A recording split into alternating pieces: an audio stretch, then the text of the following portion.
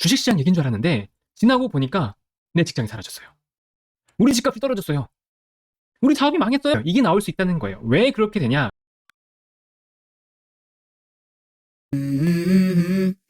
Let's go. 안녕하세요 여러분, 곰성공자입니다. 오늘은 금융투자 과세에 관련된 얘기를 좀 드리려고 왔어요. 최근에 좀 이슈가 되고 있죠. 최근에 이제 국회에 청원이 들어왔습니다. 명분도 실익도 없는 금융투자 소득세에 대해 유예해 줄 것을 청원을 했죠. 무슨 내용인지 좀 봅시다. 일단 금융투자 소득세란 이제 원래라면 내년 1월 1일부터 시행되기로 했던 법인데요. 국내 상장 주식과 펀드, ETF 등에서 수익을 내면 여기에 대해서 5천만 원 이상의 수익을 냈을 때 세금을 문다는 겁니다. 얼마나? 과세표준 3억 이상, 그러니까 5천만 원 이상 중에서 3억 5천까지 되겠죠. 3억 5천까지 수익이 나면 22%, 그걸 초과하면 25%의 세금을 매긴답니다.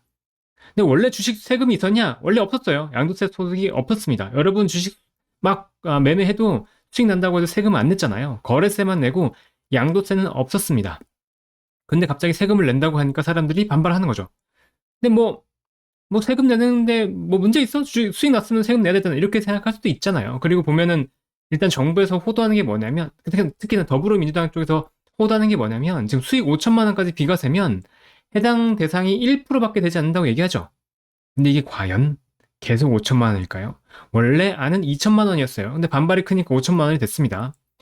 세금을 만드는 건 어렵지만 세율을 조정하는 건 그렇게 어렵지 않아요. 그러니까 이게 5천만 원이 된다 그러면 공제 금액이 과연 얼마까지 내려갈 것이냐.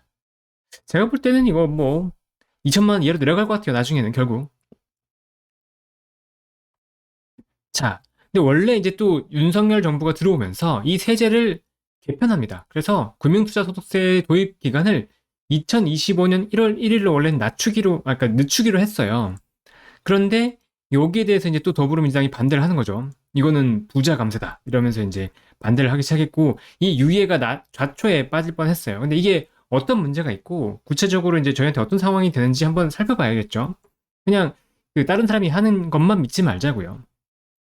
자, 잘못하면 어떻게 되냐? 이걸 보세요. 이게 과연 주식만의 문제인가? 라는 건데, 여기 보면은 예전에 이제 그 중국에서 지진이 났던 적이 있었죠. 그래서 이 할머니가 저쪽에 지진이 나서 집이 무너졌다고 해서 구경 갔어요. 라고 합니다. 근데 그 다음 어떻게 되냐? 그런데 오고 나니까 우리 집이 무너졌어요. 이런 거죠. 딱 그런 얘기가 나올 수 있다는 거예요. 주식시장 얘기인 줄 알았는데, 지나고 보니까 내 직장이 사라졌어요. 우리 집값이 떨어졌어요. 우리 사업이 망했어요. 내 식당이 망했어요. 이게 나올 수 있다는 거예요. 왜 그렇게 되냐? 한번 보시죠. 자, 우리나라의 성장 동력을 봅시다. 우리나라는 자원 있나요? 없죠. 땅이 넓나요? 땅 좁죠. 심지어 있는 땅마저도 산이 많죠. 인구가 많나요? 적죠. 그래서 우리나라는 뭘 해야 돼요? 항상 강조하는 게 있죠. 인적 자원. 사람이 일당백 역할을 해야 된다고요. 다른 나라에 대비해서 모든 게 부족하니까 사람이라도 공부를 잘해서 뭔가를 해야 된다고요. 그래서 우리나라는 교육에 많이 투자하잖아요. 부모님들 학원에 왜 보내요? 왜 좋은 대학 보내려고 하죠? 좋은 기업 가게 만들려고요. 인적 자원이 좋은 기업에 가서 돈도 많이 벌고 사회를 발전시키길 바라는 거라고요. 맞죠? 그래서 우리나라는 삼성전자, 현대, 네이버, 하이닉스, LG전자 이런 것처럼 기업이 성장해야지 나라가 성장하는 나라입니다. 그러니까 인적 자원이라는 건 결국 뭐예요? 산업역군이라는 겁니다. 산업역군. 우리나라 사람들이 일당백 역할을 하면서 산업역군이 돼야지 우리나라가 성장한다는 거예요. 우리나라는 기업이 성장해야 된다고 했잖아요. 그럼 기업이 성장하기 위해서는 무엇이 필요하냐? 주식시장이라는 게 분명히 필요합니다. 왜 그러냐? 설명해 볼게요. 그럼 주식시장이 어떻게 시작됐느냐? 네덜란드에서 시작됐어요. 1602년에 동인도 회사라는 것에서 시작이 됩니다.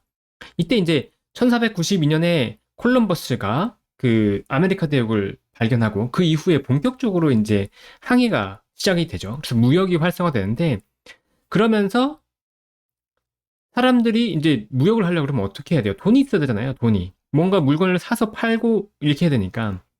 그럼 처음에 어떻게 했냐? 왕실이 그 재정을 감당했단 말이에요. 그러니까 여기서 보면 콜럼버스가 이제 여왕한테 가가지고 돈 좀 달라 이러고 있는 거죠. 근데 왕실의 재정에 그 기대면 어떻게 되겠어요? 사업 확정이 당연히 한계가 있겠죠. 근데 네덜란드가 어떻게 했냐?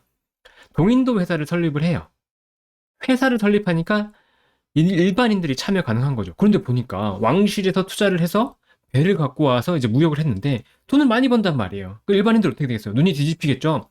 나도 참여해서 돈을 벌래! 이렇게 된 거예요. 그러니까 대규모 자금이 조달이 가능해진 거죠. 왕실에 벗어나서. 그러니까 사업이 어떻게 됐어요? 사업의 규모가 커지죠. 그러니까 위험이 분산이 된 거예요. 단순히 내가 혼자 자본을 투입을 해서 위험을 그러니까 부담했던 게 다른 투자자들을 모집할 수 있는 도구가 생기면서 공격적으로 사업이 확대가 가능하게 됩니다. 그래서 우리는 이거를 대항해 시대라고 부르죠. 네덜란드가 어떻게 되냐? 영국과 포르투갈을 제치고 최고의 무역회사로 등극합니다. 그리고 이것을 보고 영국과 프랑스 등에서도 잇따라 동인도 회사를 설립을 해요. 그러니까 우리도 주식회사를 만들어서 이런 모험 자본이 성장할 수 있도록 만들어야 되겠다. 이렇게 이제 되는 거죠. 이게 시장의 성장이에요. 그러니까 결국 뭐다? 기업을 하기 위해서는 혼자서 독박으로 내가 위험을 부담하는 것이 아니고 다른 사람들의 위험을 분산하면서 그 수익을 함께 나누자. 그렇게 되니까 성장을 했다는 거예요. 그러니까 자본시장이 본격적으로 성장하는 계기가 된 거죠. 자, 주식시장의 존재 이유는 뭐라고요? 모험 자본이 투자를 할 수 있게끔 만들어준다고요. 그러니까 생각해 보세요. 쿠팡 여기서 보면 쿠팡이 상장했잖아요. 쿠팡이 상장하니까 우리나라의 젊은 기업가들 어떻게 생각해요? 기업을 잘해서 저렇게 쿠팡처럼 만들어야 되겠다 생각하잖아요. 저런 기업이 나오면 어떻게 돼요? 고용이 늘잖아요. 고용이 늘고 사업이 돌아가면서 전반적인 지역 경제가 활성화되잖아요. 그게 목적이라고요. 근데 이 모험 자본은 왜 투자하죠? 돈 때문이잖아요. 근데 결국 뭐라고요? 이 돈을 어떻게 벌어야 되냐면 주식시장 상장이라고요. 이 쿠팡의 상장처럼 주식시장 상장이라고요. 그러니까 기업가들이 이 상장을 통해서 나의 꿈을 키울 수도 있고 이런 모험 자본들은 주식시장을 통해서 나의 자금을 엑시트할 수 있는 거죠. 그럼 주식시장이 없으면 어떻게 되죠? 모험 자본이 엑시트할 수 없잖아요. 돈을 팔 수가 없잖아요. 주식을 팔 수가 없다고요. 배당밖에는 없어요. 그러면 투자를 많이 안 하겠죠? 다시 보세요. 성공적인 상장은 새로운 도전 의식을 불러일으키고 모험 자본이 성공적으로 엑시트할 수 있는 통로가 됩니다. 그러니까 주식시장이 활황이어야 되겠어요? 불황이어야 되겠어요? 주식시장이 좋아야지 투자도 일어나고 새로운 그 모험이, 새로운 도전이 생긴다고요. 그런데 주식시장이 어려워지면 어떻게 돼요? 방금 얘기했듯이 모험 자본의 수익성이 훼손이 돼요. 잠깐 보세요. 소카, 컬리, 비바 리퍼블리카, 토스라고 하는 회사죠. 이런 기업들의 장외 가치가 어떻게 돼요? 떨어지잖아요. 왜냐? 상장 주식이 떨어지는데 장외 가치라고 오르겠어요? 그리고 상장을 해도 제대로 된 가치 평가를 못 받잖아요. 그러면 모험 자본의 수익성이 안 나온다 치면 어떻게 돼요? 투자 안 하죠. 기업의 자금 조달은 어떻게 되겠어요? 힘들어지죠. 그러니까 물론 채권이나 차입금으로 조달할 수도 있지만 기업들은 자기의 부담을 최소화시키기 위해서 외부 자금을 또 끌어들인다고요. 유상증자나 수입이나 이런 걸 찍는다고요. 근데 그런 게 쉽게 되겠어요? 어렵죠. 주식시장이 어려우면 그게 어렵다고요. 그럼 기업이 자금을 조달을 해서 성장을 해야지 경제가 오를 거 아니에요. 근데 이런 게 어려워지면 경제가 오르겠냐고요. 어려워지죠. 그러니까 주식시장이 결코 남의 얘기가 아니라니까요. 근데 우리나라는 주식시장에 이미 수많은 할인 요인이 있어요. 대표적으로 이 아저씨 맨날 미사일 쏘잖아요. 북한의 리스크가 있는데 어떻게 우리나라 주식이 다른 나라보다 엄청 좋겠어요. 거기에 정치 리스크 이번에 보여줬죠. 정권 교체되니까 기존에 있던 정당의 정책을 그냥 뒤집어 버리잖아요. 이거 리스크 엄청 크단 말이에요. 신뢰도가 낮아지는 주요 요인이죠. 그리고 우리나라는 수출 의존도가 굉장히 높은 나라예요. 그렇죠? 수출 의존도가 높다는 건 글로벌 경제 충격에 취약하다는 얘기잖아요. 그러면 우리나라는 당연히 디스카운트를 받겠죠. 또 이거 보세요. 우리나라는 주주 환원 정책도 약해요. 배당 성향이 보면 다른 나라들보다도 분명히 약하다고요. 중국보다도 우리나라가 약해요. 그럼 주주 환원도 제대로 안 해준다. 그러면 당연히 디스카운트가 되는 거죠. 그럼 이렇게 디스카운트가 많은 상태에서 우리나라의 경쟁 상대는 누구예요? 미국인가요? 영국인가요? 프랑스? 이런 선진국과 경쟁할 건가요? 그럼 우리나라 자금을 받아야 되는 상황은 지금 누구랑 경쟁하는 건가요? 중국, 대만, 홍콩, 싱가포르 이런 나라잖아요. 근데 여기는 비과세예요. 정부에서 얘기하고 민주당에서 얘기하는 건 이런 과세 지역을 얘기합니다. 선진국 따라가야 된다고. 그런가요? 선진국을 따라하기 위해서 세금을 쫓아야 되나요? 선진국을 따라가기 위한 살은 제도를 마련해야 되는 시기 아닌가요? 저는 그렇게 봅니다. 그런데 만약 이 상태에서 과세를 한다면, 그래, 과세하면 어떻게 될까? 한번 볼까요? S&P 500이 지난 5년간 수익률입니다. 49.52% 올랐어요. 지난 5년간이요. 코스피는 지난 5년간 마이너스 10% 빠졌습니다. 자, 그런데도 내수에서 우리나라가 코스피를 샀던 이유는 뭔가요? 세금이 없고 접근성이 편하니까요. 그런데 똑같이 세금을 매긴다 그러면 스마트 머니들이 어디로 갈까요? 미국으로 갈 게 당연하잖아요. 미국의 성장률이 워낙 좋잖아요. 지금 딱 봐도 글로벌 경제 어려운데 미국만 좋잖아요. 그렇죠? 그러면 돈이 어디로 가겠어요? 미국으로 가겠죠. 자, 기관 외국인이 있으니까 괜찮다고요. 내수가 죽으면 외부 자금이 과연 좋을까요? 들어올까요?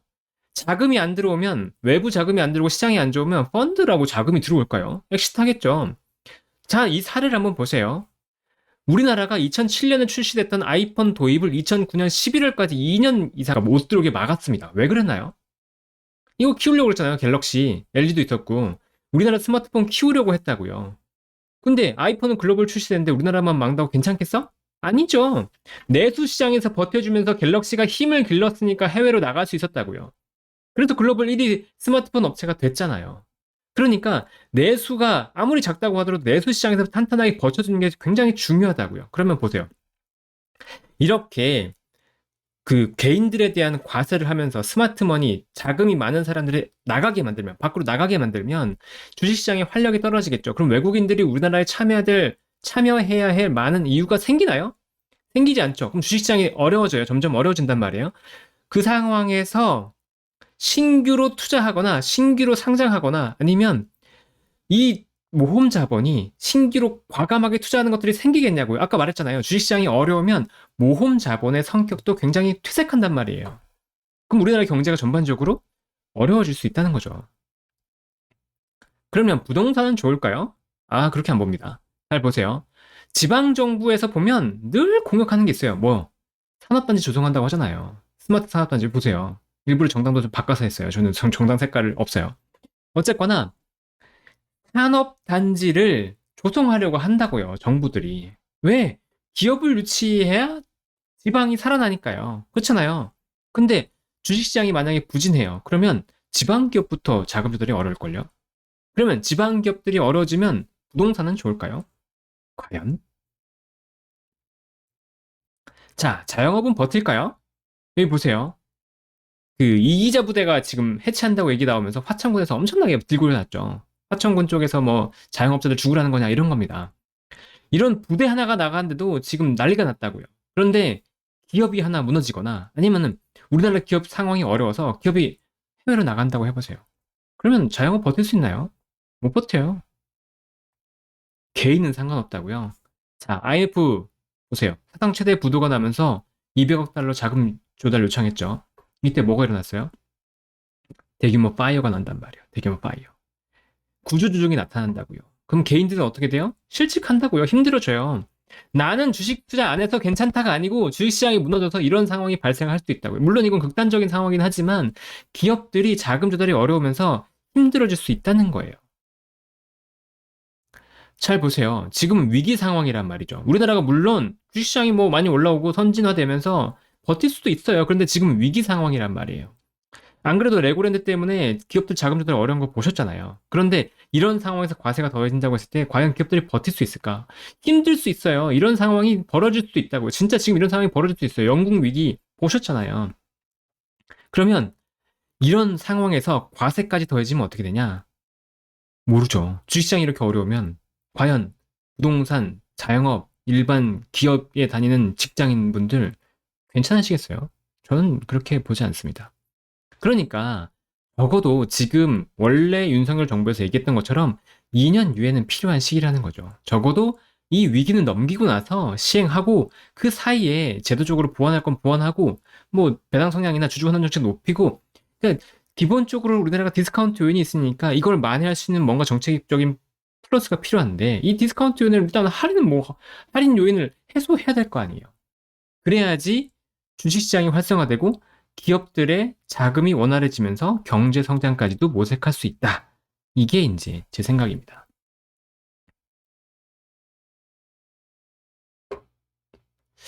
오늘 준비한 얘기는 여기까지고요.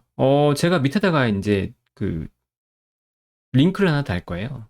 거기에 이제 국민청원에 대한 얘기가 있는데 국회청원을 해서 이제 이것을 유예해 달라고 하는 겁니다.